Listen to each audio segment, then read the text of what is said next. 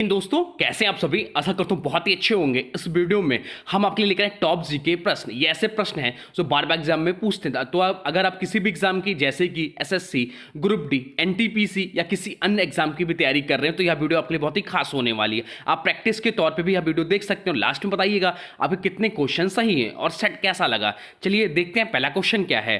पहला क्वेश्चन आपसे पूछा है, भारत का कौन सा राज्य प्लाज्मा बैंक शुरू करने वाला पहला राज्य था? भारत का कौन सा राज्य प्लाज्मा बैंक शुरू करने वाला पहला राज्य था? आपके ऑप्शन है दिल्ली, केरल, महाराष्ट्र या पंजाब। तो राइट आंसर जो हो जाएगा वो हो जाएगा ऑप्शन ए, दिल्ली इस प्रश्न का राइट आंसर हो जाएगा। 2020 में कोविड-19 के दौरान दिल्ली ने पहला प्लाज्मा बैंक लोकनायक अस्पताल में शुरू किया था। चलते हैं अगले प्रश्न की ओर। अगला प्रश्न आपसे पूछा है, भारत का पहला हाइड्रोजन ईंधन सेल आधारित ट्रेन किस रूट पर प्रस्तावित है? आपके ऑप्शन है मुंबई पुणे, कालका शिमला, दिल्ली जयपुर या लखनऊ वाराणसी। तो राइट आंसर जो हो जाएगा, चलिए राइट आंसर आप लोग कमेंट बॉक्स में बता दीजिए, इंपॉर्टेंट है प्रश्न। तो राइट आंसर जो हो जाएगा वो हो जाएगा ऑप्शन बी, कालका और शिमला। इंडियन रेलवे ने हाइड्रोजन फ्यूल सेल आधारित ट्रेनों को ग्रीन ऊर्जा के रूप में विकसित कर रहा है। कालका शिमला रूट पायलट रूट होगा या पहला। चलते हैं अगले क्वेश्चन की ओर। अगला क्वेश्चन आपसे पूछा है, राष्ट्रपति शासन की सिफारिश कौन करता है? महत्वपूर्ण क्वेश्चन है, सरल क्वेश्चन है। राष्ट्रपति शासन की सिफारिश कौन करता है? प्रधानमंत्री, राज्यपाल, राज्य का मुख्यमंत्री या गृह मंत्री? चलिए राइट आंसर आप लोग कमेंट बॉक्स में लिख दीजिए। तो राइट आंसर जो हो जाएगा इस प्रश्न का वो हो जाएगा ऑप्शन बी, राज्यपाल। राज्यपाल जो होता है वह राष्ट्रपति शासन की सिफारिश करता है। संविधान के अनुच्छेद 356 के तहत राज्यपाल यदि राज्य में संवैधानिक तंत्र विफल मानता है तो राष्ट्रपति शासन की सिफारिश करता है। चलते हैं अगले प्रश्न की ओर। अगला प्रश्न आपसे पूछा है, किस योजना के तहत भारत सरकार सौर ऊर्जा से चलने वाली कृषि पंप योजनाएं चला रही है? किस योजना के तहत भारत सरकार सौर ऊर्जा से चलने वाली कृषि पंप योजना चला रही है? तो राइट आंसर जो हो जाएगा वो हो जाएगा ऑप्शन ए, पीएम कुसुम योजना। पीएम कुसुम योजना के तहत किसानों और सौर ऊर्जा आधारित पंप और सोलर प्लांट लगाने हेतु सब्सिडी मिलती है। चलते हैं अगले प्रश्न की ओर। अगला प्रश्न आपसे पूछा, हार्ट मनी शब्द का संबंध किससे है? हार्ट मनी शब्द का संबंध किससे है? विदेशी मुद्रा भंडार से, लघु अवधि पूंजी निवेश से, सोने के भंडार से या डिजिटल भुगतान से? तो राइट आंसर जो हो जाएगा वो हो जाएगा ऑप्शन बी, लघु अवधि पूंजी निवेश से। हार्ड मनी या विदेशी निवेश होता है जो अचानक किसी देश की अर्थव्यवस्था में आता है और जल्दी निकल भी जाता है, जिससे अस्थिरता होती है, अस्थिरता होती है। चलते हैं अगले प्रश्न की ओर। अगला प्रश्न आपसे पूछा है, निम्नलिखित में से कौन सा कर प्रत्यक्ष कर नहीं है? निम्नलिखित में से कौन सा कर है जो प्रत्यक्ष कर नहीं है? आयकर, कॉर्पोरेट टैक्स, जीएसटी या पूंजीगत लाभ कर? तो राइट आंसर जो हो जाएगा वो हो जाएगा ऑप्शन सी, जीएसटी। जीएसटी जो एक अप्रत्यक्ष कर है, ना कि प्रत्यक्ष कर है। जीएसटी अप्रत्यक्ष कर है जिसे उपभोक्ता देता है, बाकी सभी प्रत्यक्ष कर है जो व्यक्ति की आय पर लगाए जाते हैं। चलते हैं अगले क्वेश्चन की ओर। अगला क्वेश्चन आपसे पूछा है, किस अनुच्छेद के तहत संस्कृति और शिक्षा के संरक्षण का प्रावधान है? किस अनुच्छेद के तहत संस्कृति और शिक्षा के संरक्षण का प्रावधान है? अनुच्छेद 29, अनुच्छेद 21, अनुच्छेद 19 या अनुच्छेद 17? तो राइट आंसर जो हो जाएगा वो हो जाएगा ऑप्शन है, अनुच्छेद 29। अनुच्छेद 29 अल्पसंख्यकों को अपनी संस्कृत लिपि और भाषा बनाए रखने का अधिकार देता है। चलते हैं अगले प्रश्न की ओर। अगला प्रश्न आपसे पूछा है, भारत में वन हेल्थ मिशन किस उद्देश्य के लिए प्रारंभ किया गया? भारत में वन हेल्थ मिशन किस उद्देश्य के लिए प्रारंभ किया गया? ग्रामीण स्वास्थ्य सेवा सुधार, पशु, मानव व पर्यावरण स्वास्थ्य का एकीकृत समाधान, सभी को स्वास्थ्य बीमा देना, कोविड नियंत्रण? तो राइट आंसर जो हो जाएगा वो हो जाएगा ऑप्शन बी, पशु, मानव व पर्यावरण स्वास्थ्य की एकीकृत समाधान। यह मिशन मानव, पशु और पर्यावरणीय स्वास्थ्य के अंतर संबंध को समझते हुए एक ही ढांचे में काम करना था। चलते हैं अगले क्वेश्चन की ओर। अगला क्वेश्चन आपसे पूछा है, निम्न में से कौन सा पदार्थ रेडियोधर्मी विकिरण को सबसे बेहतर अवरुद्ध करता है? निम्न में से कौन सा पदार्थ रेडियोधर्मी विकिरण को सबसे बेहतर अवरुद्ध करता है? एल्युमिनियम, सीसा, लकड़ी या कांच? तो राइट आंसर जो हो जाएगा वो हो जाएगा ऑप्शन बी, सीसा। सीसा की घनता अधिक होने के कारण यह वाई किरण, जिसे गामा किरणें भी बोलते हैं, को भी रोक सकता है, इसलिए यह न्यूक्लियर सुरक्षा में प्रयुक्त होता है। चलते हैं अगले क्वेश्चन की ओर। अगला क्वेश्चन आपसे पूछा है, किस अधिनियम के अंतर्गत भारत में डेटा संरक्षण प्राधिकरण का गठन किया गया? किस अधिनियम के अंतर्गत भारत में डेटा संरक्षण प्राधिकरण का गठन किया गया? सूचना का अधिकार अधिनियम, आईटी अधिनियम 2000, digital personal data protection act 2023 या साइबर सुरक्षा अधिनियम? तो राइट आंसर जो हो जाएगा वो हो जाएगा ऑप्शन सी। ऑप्शन सी इस प्रश्न का राइट आंसर हो जाएगा।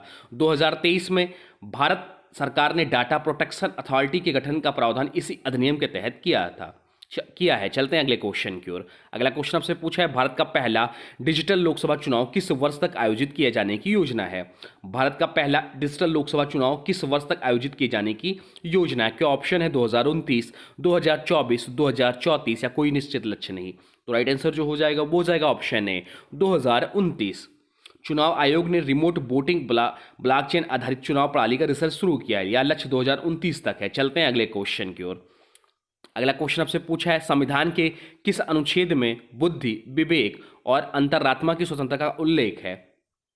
अनुच्छेद 19, अनुच्छेद 21, अनुच्छेद 25, अनुच्छेद 18 या अनुच्छेद 19 1 और 25? तो राइट आंसर हो जाएगा ऑप्शन ई।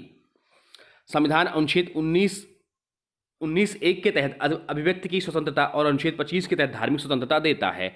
चलते हैं अगले क्वेश्चन की ओर। अगला क्वेश्चन आपसे पूछा है, निम्न में से कौन सा देश भारत का सबसे बड़ा यूरिया निर्यातक है? निम्न में से कौन सा देश भारत का सबसे बड़ा यूरिया निर्यातक है? चीन, रूस, ओमान या ब्राजील? तो राइट आंसर जो हो जाएगा वो हो जाएगा ऑप्शन सी, ओमान। भारत उर्वरक के लिए ओमान, सऊदी अरब और कतर जैसे खाड़ी देशों पर निर्भर है। चलते हैं अगले क्वेश्चन की ओर। अगला क्वेश्चन आपसे पूछा है, भारत के संविधान में योजना आयोग का कोई उल्लेख क्यों नहीं है? भारत के संविधान में योजना आयोग का कोई उल्लेख क्यों नहीं? क्योंकि यह राष्ट्रपति द्वारा गठित संस्था है, या संवैधानिक निकाय नहीं था, या लोकसभा के अधीन था, या वित्त आयोग का भाग था? तो राइट आंसर हो जाएगा ऑप्शन बी, या संवैधानिक निकाय नहीं था। योजना आयोग कोई संवैधानिक या वैधानिक निकाय नहीं था। इसकी स्थापना कार्यपालिका द्वारा 1950 में की गई थी। चलते हैं अगले क्वेश्चन की ओर। अगला क्वेश्चन आपसे पूछा है, किस भारतीय राज्य की सीमा नेपाल, भूटान और बांग्लादेश तीनों से लगती है? किस भारतीय राज्य की सीमा नेपाल, भूटान और बांग्लादेश तीनों से लगती है? यह वह राज्य है जहां की मुख्यमंत्री ममता बनर्जी हैं। तो राइट आंसर हो जाएगा ऑप्शन बी, पश्चिम बंगाल। पश्चिम बंगाल की उत्तरी सीमा नेपाल, भूटान से और दक्षिणी सीमा बांग्लादेश से लगती है। चलते हैं अगले प्रश्न की ओर। अगला प्रश्न आपसे पूछा है, किस शासक ने नौलखा हार नामक प्रसिद्ध आभूषण बनवाया था? किस शासक ने नौलखा हार नामक प्रसिद्ध आभूषण बनवाया था? महाराजा रणजीत सिंह, अकबर, चंद्रगुप्त मौर्य या पृथ्वीराज चौहान? तो राइट आंसर हो जाएगा वो हो जाएगा ऑप्शन है महाराणा रणजीत सिंह। महाराणा रणजीत सिंह का यह हार कोहिनूर हीरे सहित बना था, जिसे उन्होंने स्वर्ण मंदिर को दान कर दिया था। चलते हैं अगले क्वेश्चन की ओर। अगला क्वेश्चन आपसे पूछा है, किस गवर्नर जनरल ने स्थायी बंदोबस्त लागू किया? किस गवर्नर जनरल ने स्थायी बंदोबस्त लागू किया? Lord Curzon, lord Wellesley, lord Cornwallis या लॉर्ड हेस्टिंग? तो राइट आंसर जो हो जाएगा वो हो जाएगा option C, lord Cornwallis. Lord Cornwallis ने 1793 में बंगाल में स्थायी बंदोबस्त लागू किया, जिसमें जमींदारों को राजस्व संग्रह की स्थायी व्यवस्था मिली। चलते हैं अगले क्वेश्चन की ओर। अगला क्वेश्चन आपसे पूछा है, भारत की पंचवर्षीय योजनाओं में किस योजना को रोलिंग प्लान कहा गया था? भारत की पंचवर्षीय योजनाओं में किस योजना को रोलिंग प्लान कहा गया था? तो राइट आंसर हो जाएगा ऑप्शन डी, छठी योजना के बाद। जनता सरकार द्वारा पांचवी योजना के बीच में समाप्त कर 1978 में रोलिंग प्लान लागू किया था। चलते हैं अगले क्वेश्चन की ओर, देखते हैं अगला क्वेश्चन क्या है। अगला क्वेश्चन आपसे पूछा है, किस वर्ष भारत में पर्यावरण संरक्षण अधिनियम लागू किया गया? किस वर्ष भारत में पर्यावरण संरक्षण अधिनियम लागू किया गया? 1774, 1781, 1786 या 1991? तो राइट आंसर हो जाएगा ऑप्शन सी, 1786, क्योंकि 1984 के भोपाल गैस कांड के बाद 1986 में यह अधिनियम लाया गया, जो व्यापक पर्यावरण कानून है। चलते हैं अगले क्वेश्चन की ओर। अगला क्वेश्चन आपसे पूछा है, किस स्थिति में संविधान का अनुच्छेद 360 लागू किया जा सकता है? किस स्थिति में संविधान का अनुच्छेद 360 लागू किया जा सकता है? आंतरिक सुरक्षा खतरे पर, प्राकृतिक आपदा, वित्तीय अस्थिरता या बाहरी आक्रमण? तो राइट आंसर हो जाएगा ऑप्शन सी, वित्तीय अस्थिरता।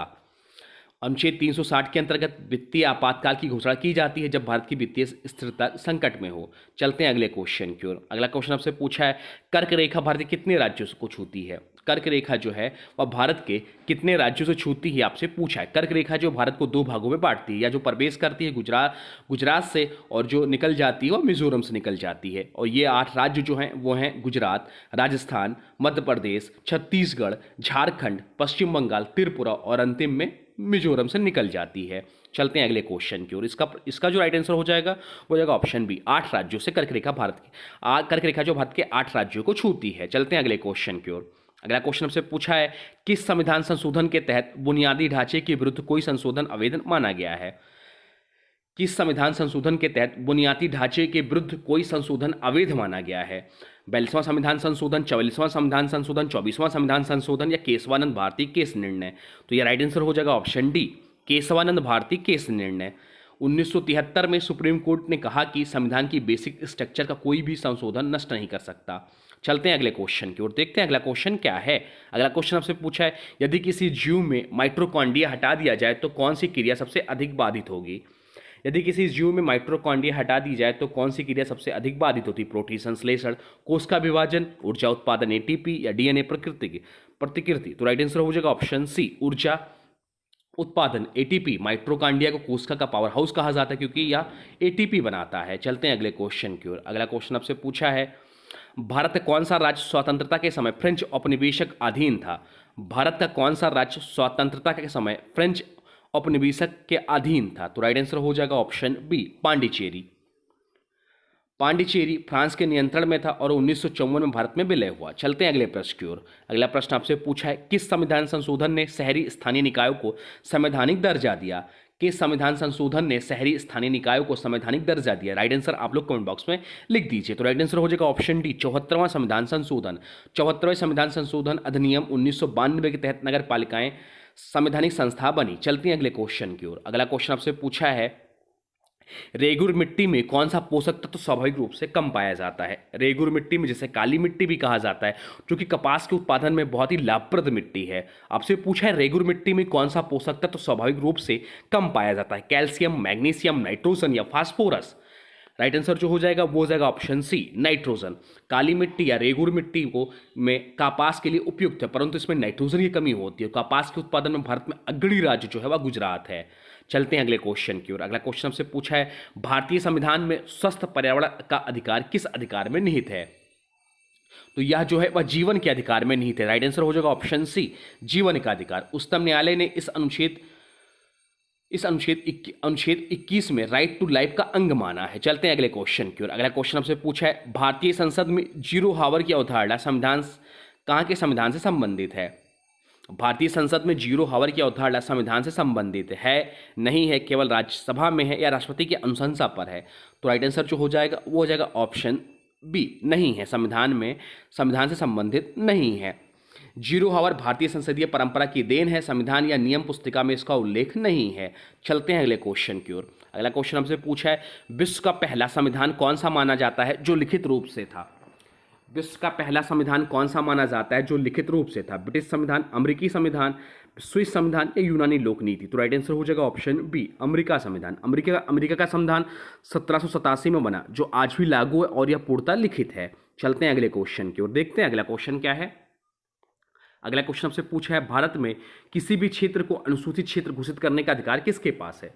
भारत में किसी भी क्षेत्र को अनुसूचित क्षेत्र घोषित करने का अधिकार किसके पास है? संसद के पास है, राष्ट्रपति के पास है, प्रधानमंत्री के पास है, गृह मंत्री के पास है? इंपॉर्टेंट प्रश्न है और बहुत तक इस क्वेश्चन को गलत करके आएंगे।